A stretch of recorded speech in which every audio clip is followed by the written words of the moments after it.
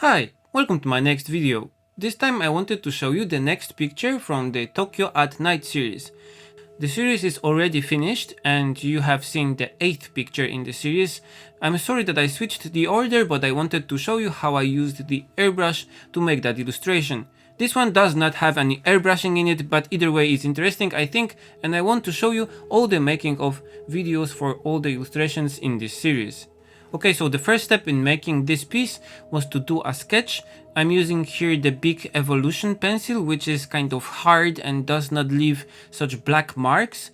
So after I erase it, it's pretty invisible. And for the black lines, as usual, I'm using the COPIC SP Multiliner, the 0.5 millimeters, which on watercolor paper gives me really organic and natural looking line, which I can break and make it jagged when I move my hand faster a little bit. One of the things that I decided when I started to paint this illustration series was that I wanted to make it faster and more rough and do not spend so much time on details, more to concentrate on the colors and the overall atmosphere of each piece. So I wanted to keep the lines more rough and not so perfect. And for this, the Copic Multiliner was better than the usual rapidograph pen that I was using for the Tokyo Storefront series. I'm also trying to keep the lines loose. I do not use any rulers or any tools to do the buildings, even though they are really straight and perspective perfect in real life.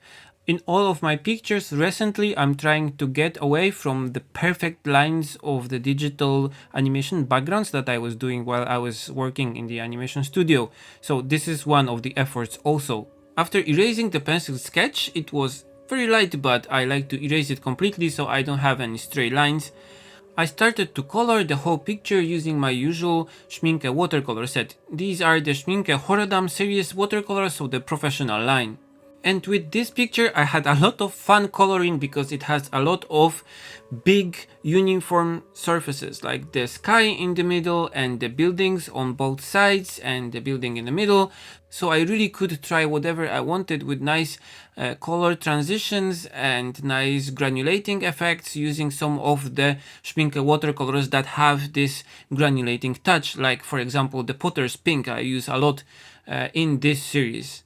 In places like the sky, I try to use the wet on wet technique, so I first paint it with one color or just with water and then gradually add the paint so they flow into each other, and because of the different granulating properties, different sizes of the pigments in those paints, you get those kind of dreamy, cloudy, watercolory effects that I really like and I like to feature in this series, especially in the sky.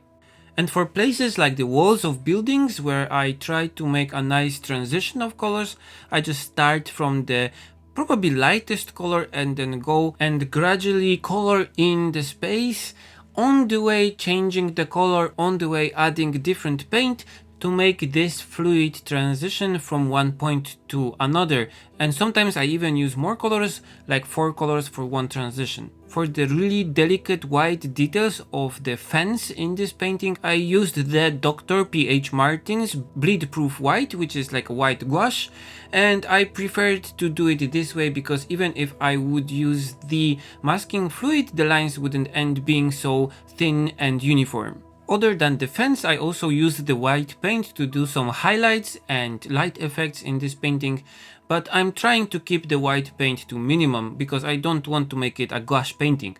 Okay, so this is how the finished piece looks like. You can see all the pictures from this series, all the 10 pictures, on my blog, on my website, and also on my Behance account. Okay, that's it for this video. I hope you liked it. As always, feel free to comment, share and subscribe, and you can also support me on Patreon. It's your support on Patreon and also sharing of my work that allows me to do my private projects. Okay, that's it. See you in the next one. Bye.